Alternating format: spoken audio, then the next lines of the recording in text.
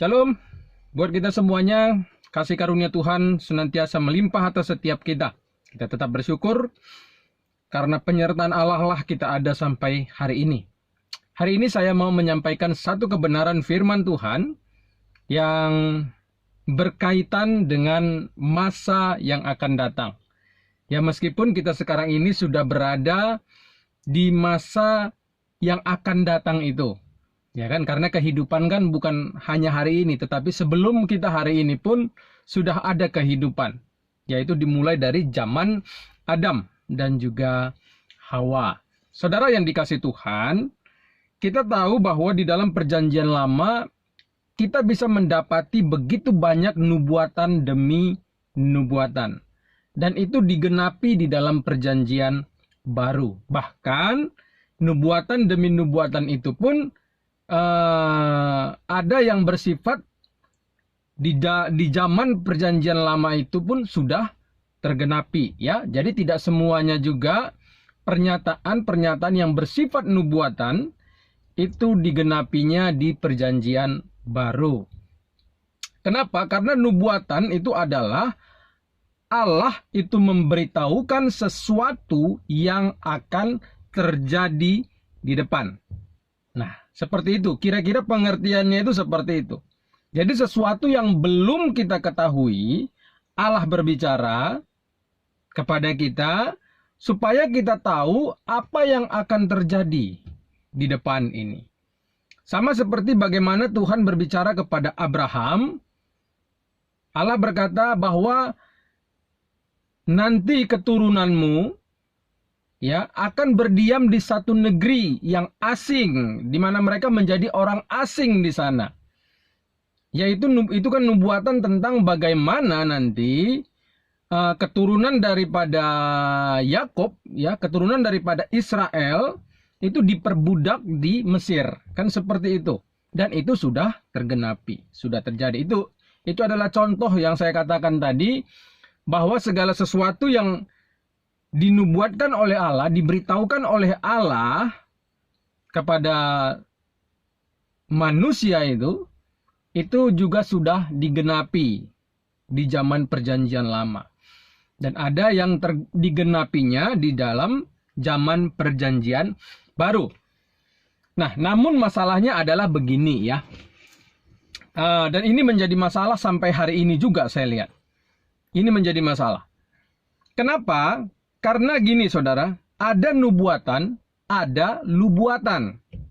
Nah, ya, ada nubuatan, ada lubuatan. Oke, jadi hari ini saya akan membagikan satu pengajaran firman Tuhan supaya kita bisa membedakan antara nubuatan dengan lubuatan.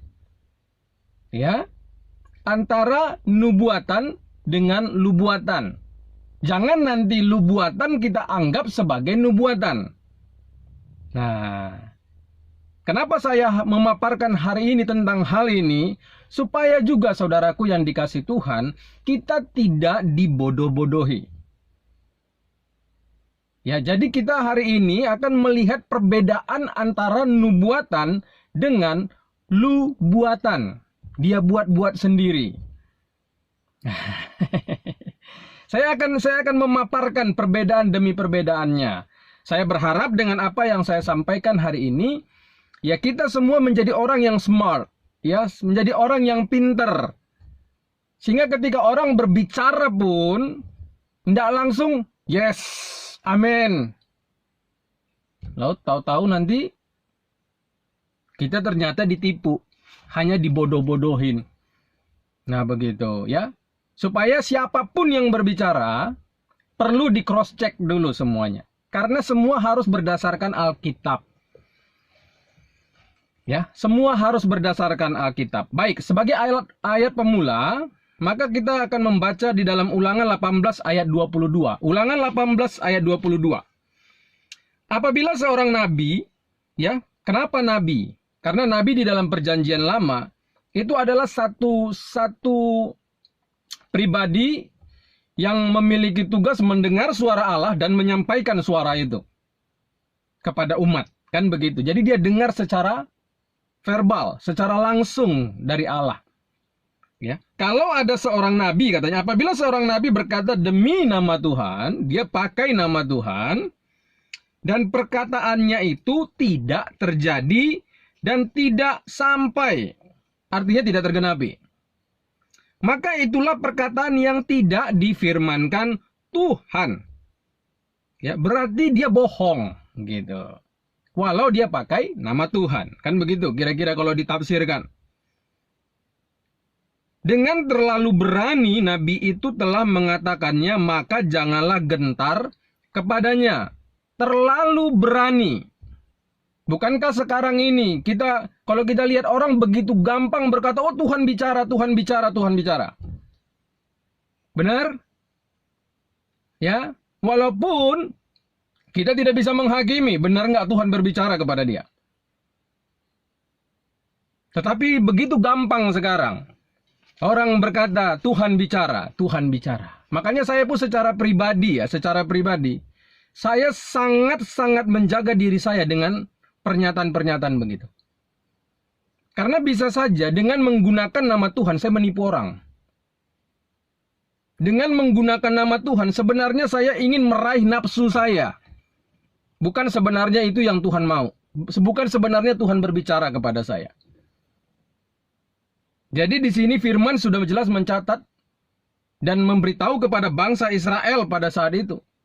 Kalau ada seorang nabi, dia berbicara atas nama saya, karena kan pasti nabi itu berbicara atas nama Tuhan, pakai nama Tuhan dong. Supaya apa? Dipercaya. Nah, tapi kalau itu tidak tergenapi katanya, maka itu bukan perkataan dari saya, kata Tuhan. Nah, ini jelas sekali, saudara. Jadi jangan kamu takut sama yang begituan, kata siapapun dia. Nah, kita pun di zaman ini begitu banyak ya orang bicara atas nama Tuhan. Nah, hari ini saya akan membagikan kepada kita ciri-cirinya supaya kita bisa membedakan antara nubuatan atau lubuatan. Ya, makanya tema hari ini adalah nubuatan atau lubuatan, tanda tanya. Nubuatan atau lubuatan. Nah, saya sih berharap apa yang kita dengar itu benar-benar nubuatan, bukan lubuatan. Karena kalau sampai lubuatan kita pandang nubuatan, pasti ya kepercayaan kita salah. Langkah kita pasti salah. Pasti. Nah, yang pertama, saudaraku, nubuatan ya itu bisa berasal ya, asal daripada nubuatan dulu saya mau berbicara di sini. Yang pertama, nubuatan itu bisa berasal yang tertulis ya dari yang pertama yang tertulis di Alkitab. Nah, misalkan nubuatan perihal Mesias di dalam Perjanjian Lama itu begitu banyak kita dapatkan ayat-ayatnya. Bahkan di dalam Kejadian pasal yang ketiga, ya, ketika Allah berkata bahwa keturunanmu, keturunan wanita ini akan meremukkan keturunan daripada ular. Itu satu nubuatan tentang hadirnya nanti satu keturunan yaitu Mesias. Waktu Abraham itu mau mempersembahkan Ishak ya karena disuruh Tuhan, di mana sebenarnya di situ Allah sedang menguji dia, menguji kepercayaan dia kepada Allah. Lalu kemudian Allah berkata, jangan kau apa-apakan anakmu itu, sebab kulihat engkau takut akan aku. Ya, ada satu ekor domba. Saya yakin itu bukan sebuah kebetulan. Dan itu juga menjadi satu gambaran, satu nubuatan, bahwa suatu hari nanti akan hadir salah satu orang penebus. Di situ adalah domba, karena Yesus kan disebut sebagai anak domba Allah. Dialah domba Paskah, domba persembahan. Ya, jadi nubuatan itu yang pertama bisa berasal dari yang tertulis di Alkitab. Dan itu sudah digenapi. Ya, Yesus sudah menggenapi itu waktu dia hadir di muka bumi. Tuhan kita Yesus Kristus sudah menggenapi hal itu. Lalu nubuatan itu bisa berasal dari informasi langsung, ya, informasi langsung nih dari Allah. Artinya Allah bicara langsung sama seseorang. Tidak perlu dicatat. Walaupun kita melihat di sini dicatatkan. Ya. Namanya juga seorang penulis. Apa yang dia dapatkan kabar itu dia catatkan. Kan seperti itu.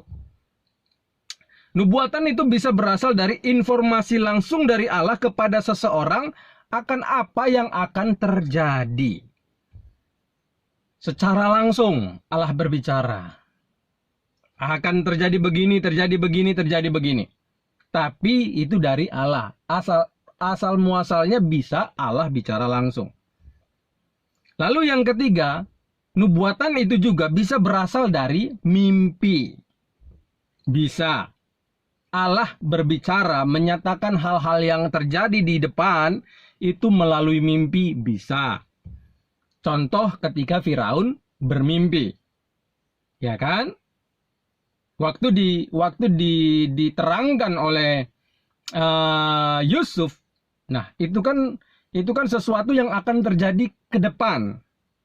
Belum terjadi pada saat itu, tetapi itu yang terjadi ke depan. Itulah disebut juga dengan nubuatan. Walaupun Tuhan memberikan mimpi itu kepada Firaun, tetapi pengertian itu dia berikan kepada Yusuf. Sehingga mereka tahu nanti akan ada masa kekeringan. Sehingga di masa kejayaan, mereka mempersiapkan diri untuk masa kekeringan itu. Bisa. Jadi ada 3 hal yang saya lihat ya. Merupakan asal muasal daripada nubuatan itu. Lalu yang kedua, mari kita lihat ciri-ciri nubuatan. Ingat tadi pengertian daripada nubuatan itu adalah Allah memberitahukan sesuatu yang akan terjadi ke depan. Nah, jadi ciri yang pertama itu adalah berasal dari Allah. Baik itu via Alkitab, apa yang kita baca, baik itu melalui secara langsung, baik itu melalui mimpi. Itu dulu ciri-ciri pertama. Berasal dari Allah, berasal dari Roh Kudus. Berasal dari Yesus, ya. Karena Yesus pernah berbicara tentang hancurnya bait Allah kedua. Yang kita bisa lihat di dalam Matius 24, ya. Di situ dia menubuatkan tentang hancurnya bait Allah yang kedua. Makanya kalau kita perhatikan ya dengan teliti, sebenarnya Matius 24 ayat yang ke-15 itu sampai 28 itu berkaitan dengan hancurnya bait Allah yang kedua. Ya, itu nubuatan. Oke, ya itu yang pertama, itu berasal dari Allah. Jadi bukan berasal dari diri sendiri, nggak bisa. Apalagi kalau berasal dari setan, nggak mungkin. Lalu yang kedua, saudara, pasti terjadi. Pasti terjadi. Oke, pasti itu terjadi. Nggak mungkin nggak terjadi. Tidak mungkin tidak terjadi. Mungkin kita berkata, bagaimana dengan orang-orang Niniwe? Tuhan sudah menubuatkan akan terjadi begini. Tapi nggak terjadi tuh? No. Saudaraku, itu lain konteks. Lain situasi lagi itu. Allah hendak menghukum mereka. Kalau mereka hendak bertobat, ya, hukuman itu tetap jalan ke depannya. Tapi karena mereka bertobat, makanya hukuman itu dihentikan Tuhan. Nah, saudara yang dikasih Tuhan, hal kedua, ciri-ciri daripada nubuatan, artinya itu adalah benar-benar nubuatan yang berasal dari Tuhan adalah pasti terjadi. Nah, apakah itu baik atau tidak? Pasti terjadi. Nah, 2 Tawari 18 ayat 27. Mari kita lihat. 2 Tawari 18 ayat yang ke-27. Tetapi jawab Mika, jika benar-benar engkau pulang dengan selamat, tentulah Tuhan tidak berfirman dengan perantaraanku. Lalu disambungnya, dengarlah hai bangsa-bangsa sekalian.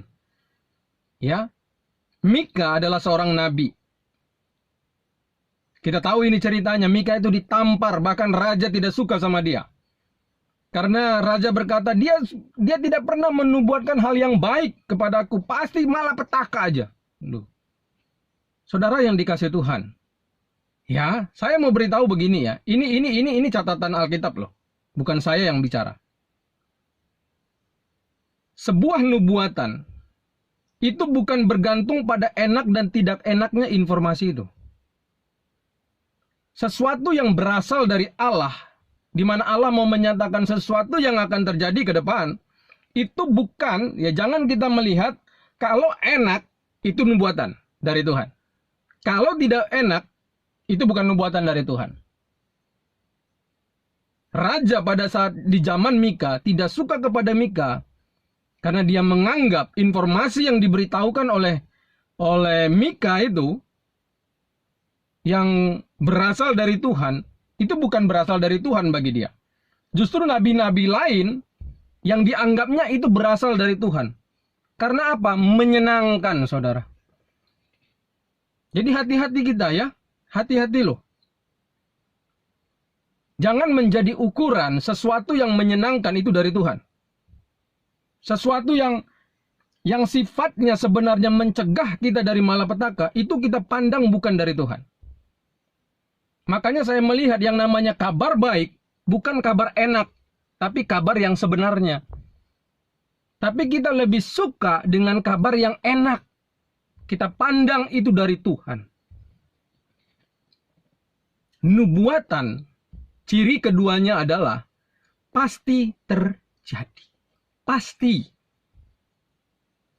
Apa yang dinubuatkan Mika terhadap raja pada saat itu, itulah yang terjadi. Dia berkata, kalau kamu pulang dengan selamat, maka Tuhan tidak berbicara kepadaku. Dan ternyata raja pada saat itu terkena malapetaka. Karena nubuatan itu memang malapetaka akan terjadi kepada dia. Sebenarnya apa yang dikatakan Mika itu mencegah dia untuk berangkat. Tetapi dia tetap berangkat. Akhirnya terkena malapetaka. Ini ciri-cirinya, saudara. Nah, ciri-ciri nubuatan.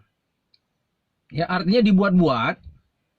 Yang pertama, mari kita lihat 2 Tawari 18 ayat 21 dulu. Ini nubuatan, ya dibuat-buat. Jawabnya, aku akan keluar dan menjadi roh dusta dalam mulut semua nabinya. Nabinya raja itu. Ia berfirman, biarlah engkau membujuknya dan engkau akan berhasil pula. Keluarlah dan perbuatlah demikian. Ya. Nubuatan itu berarti di dalam oknum orang itu sebenarnya bukan Roh Kudus. Bukan Roh Allah di dalam dirinya. Bahkan bukan Roh Allah yang berbicara kepada dia. Tapi roh dusta. Sehingga apa? Nubuatan itu akan dikarang. Itu adalah sebuah karangan sendiri. Tapi dengan mengatasnamakan Tuhan.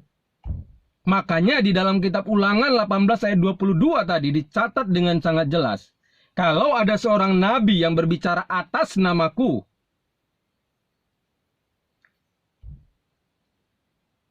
Kenapa seorang nabi berbicara atas nama Tuhan? Karena kalau atas nama dia, nggak akan ada yang mau dengar. Nggak akan ada yang mau percaya.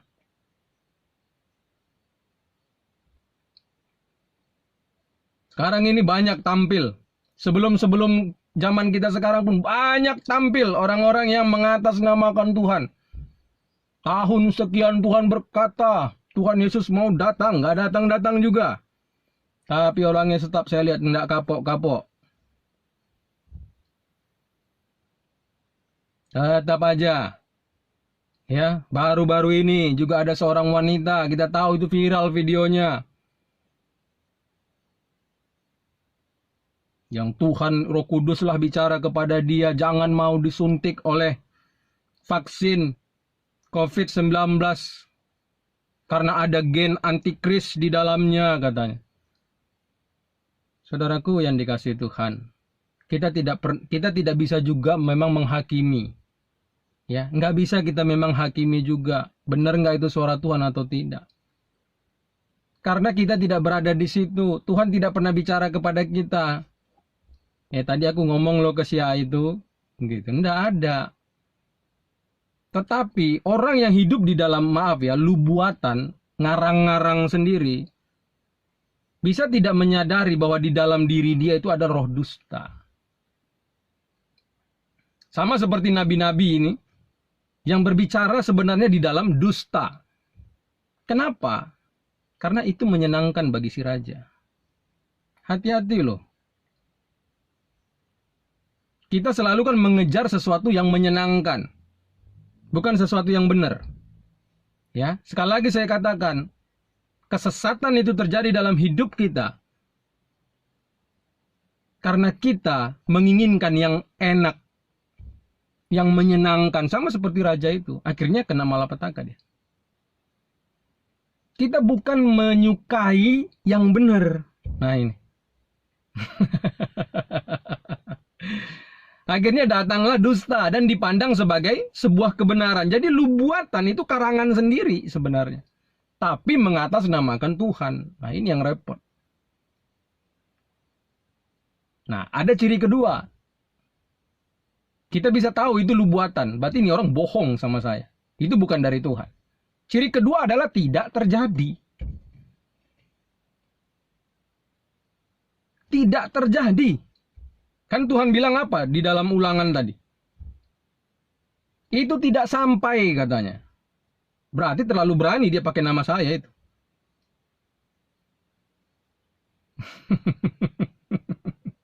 Tapi tetap aja kan kita lihat ada oknum-oknum yang nggak kapok-kapok. Dan banyak juga orang-orang yang tetap percaya dengan hal begitu. Ya, ciri-ciri lubuatan yang kedua adalah tidak terjadi. Nggak mungkin terjadi. Karena bukan berasal dari Tuhan. Kalau dari Tuhan, baik atau tidak baik itu informasi, pasti terjadi begitu. Nah, lalu yang ketiga, ciri-ciri daripada lubuatan. Ya, tudingan. Ya, isinya sebenarnya tudingan. Nuding orang, ya, yang dianggap sebagai penggenapan nubuatan Alkitab. Tudingan sebenarnya, nuding. Si A dibilang antikris, si B dibilang antikris. Lalu disebar-sebar ke sana sini. Nudingnya dia sebenarnya, nuding orang. Tapi dianggapnya sebagai penggenapan nubuatan, nuding loh. Itu bukan nubuatan, itu lu buat-buat. Nyambung-nyambungin yang nggak nyambung. Dipaksain aja, banyak ayat firman saya lihat dipaksakan. Padahal nggak ke situ arahnya.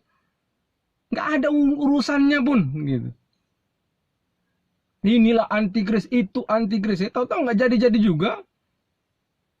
Tapi tidak pernah kan minta maaf manusianya itu. Nyebar hoax gampang. Tetap juga nyadi ke gereja kalau saya lihat. Tetap juga mungkin dia melayani. Orang sudah banyak dibohonginya. Nuding orang tapi dibilang penggenapan Alkitab. Padahal Alkitab tidak pernah ngomong tentang orang itu. Tidak pernah ditujukan kepada dia. Nah lalu yang kedua, tafsiran yang salah terhadap firman yang dianggap penggenapan nubuatan. Kitab Wahyu seringkali ditafsirkan salah, apalagi yang berhubungan dengan angka 666, bukan 666. Sekali lagi saya tekankan, bukan angka 666, tapi 666. Terjemahannya jelas, bahasa aslinya jelas. Jadi bukan 666. Saya sih tidak melihat itu sebagai 777 angka Allah. 666 itu angka manusia. Walaupun memang angka 6 itu angka manusia. Karena berhubungan dengan penciptaan. Tetapi di situ bukan 666. Tetapi 666. Nah, itu beda, Saudara. 666 dengan 666 itu sangat berbeda. 666 itu bukan penjumlahan. Tapi 666 itu jelas-jelas itu sebuah penjumlahan. Sehingga didapatkanlah nilai segitu. Nah, begitu. Ya, jadi ada tafsiran yang salah terhadap firman yang dianggap penggenapan nubuatan. Padahal nggak ada hubungannya. Jelas-jelas Alkitab berkata itu adalah tanda manusia. Loh, apa hubungannya dengan vaksin? Lalu virus? Ya, nggak ada hubungannya. Nah, tapi dipaksain terus, lalu disebarluaskan. Sehingga banyak orang menjadi ketakutan. Padahal dari dulu, hal tentang 666 ini, waduh, seringkali digembar-gemborkan. Dan tidak terjadi. Seperti yang digembar-gemborkan itu. Salah tafsir, itu bukan nubuatan. Itu lu buat-buat. Nah, lalu yang terakhir adalah hasilnya malapetaka. Ya, kalau kita kembali kepada 2 Tawari 18 ayat 22. Karena itu sesungguhnya Tuhan telah menaruh roh dusta ke dalam mulut nabi-nabimu ini. Ya, banyak nabi pada saat itu. Jadi Mika itu seorang diri. Nah, di antara para nabi, dia seorang diri, yang lainnya itu dihinggapi roh dusta. Ya, hati-hati kita para hamba Tuhan ya. Jangan kita nanti nggak sadar di dalam kita sebenarnya roh dusta itu. Bukan roh kudus. Tapi roh halus sebenarnya. Sebab Tuhan telah menetapkan untuk menimpakan malapetaka kepadamu. Ketika dia mendengarkan roh dusta itu yang memakai para nabi itu, maka si raja melakukan apa yang mereka katakan, akhirnya kena malapetaka. Ya, ketika dusta dipandang sebagai suara Allah, malapetaka yang terjadi. Nah, itulah gawatnya kalau kita mempercayai yang namanya nubuatan. Sampai sekarang masih banyak, saudaraku. Dan itu sampai Tuhan Yesus datang kali kedua nanti nggak akan berhenti itu. Yang namanya nabi-nabi palsu, pengajar-pengajar palsu, guru-guru palsu. Itu akan selalu ada. Akan selalu ada. Di zaman Yesus, di zaman para rasul, udah pada muncul itu sampai hari ini. Ayo kita cerdas. Ya, jangan sampai nubuatan kita pandang nubuatan. Ditipu-tipu kita terus. Tahun ini nanti kita tidak tahulah. Apalagi. Nah, ini kan baru-baru ini pun saya dapat kabar seorang anak muda yang bulan April, tanggalnya saya lupa. Tapi tahun ini katanya.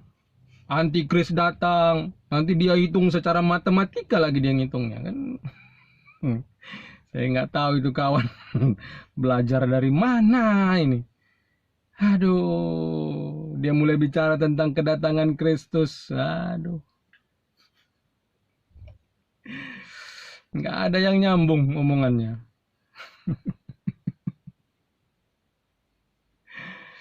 Tapi yang begitu juga viral kan sana sini. Ya masalahnya kan nggak satu orang nanti bisa percaya itu. Nah makanya gini ya, apa yang dikatakannya. Oke lah, silahkan Anda bicara apapun. Jangan langsung diaminkan. Walau dia berbicara, oh ada ayatnya. Nah, jangan langsung, oh iya betul ya. Mau pendeta terkenal sekalipun. Saya mau kasih tahu. Pendeta terkenal sekalipun. Kalau tafsirannya salah, dia salah. Itu bukan berasal dari Tuhan. Ya, walau dia pendeta terkenal sekalipun. Kalau itu bukan dari Tuhan, pasti tidak akan terjadi, saudara. Dan kita bisa melihat begitu banyak para pendeta yang berani berbicara atas nama Tuhan, atas firman. Tapi itu tidak tergenapi loh. Namun sampai hari ini tidak pernah bertanggung jawab dengan hal ini. Nubuatankah atau lubuatan? Nah, kita harus cerdas melihat itu. Ya, kiranya kebenaran ini bisa mengubah pola pikir kita. Supaya kita bisa lihat ataupun mengejar orang-orang yang benar-benar memberitahukan kepada kita kebenaran. Ya, bukan dusta, saudara. Saudara ketakutan, padahal tidak seperti itu. Hal-hal yang sebenarnya mencegah kita dari bahaya. Karena kita pandang perkataan dia tidak menyenangkan, tidak mengenakkan bagi saya. Oh, itu bukan berasal dari Tuhan. Tunggu dulu. Mika menyatakan perkataan Allah kok. Nabi-nabi lainnya itu berdusta. Biarlah kebenaran ini memberkati kita semua. Ayo bedakan nubuatan dengan lubuatan. Saya sih sekarang ya, siapapun yang bicara, siapapun itu, saya hanya dengarkan. Dengar dulu, oke? Apalagi kalau dia bikin tanggal, bulan, tahun, nah gitu. Saya mau buktikan terjadi atau enggak. Kalau tidak terjadi, pembohong besar itu. Dia hanya mempermainkan nama Tuhan demi nafsu pribadinya. Dan saya akan lawan yang begitu. Dengan kebenaran ya. Apa yang tertulis. Hari ini pun saya sebenarnya sedang melawan yang begituan. Karena Alkitab tidak pernah berbicara begitu. Alkitab kita ini jelas kok. Jelas sekali. Membedakan nubuatan dengan lubuatan itu kita jelas kok di dalam Alkitab. Jadi kita punya patokan. Kalau itu datang dari Tuhan itu pasti terjadi. Kalau tidak, nggak akan terjadi. Seindah apapun perkataannya. Kiranya kebenaran ini memberkati kita. Tuhan Yesus memberkati kita semuanya. Amin.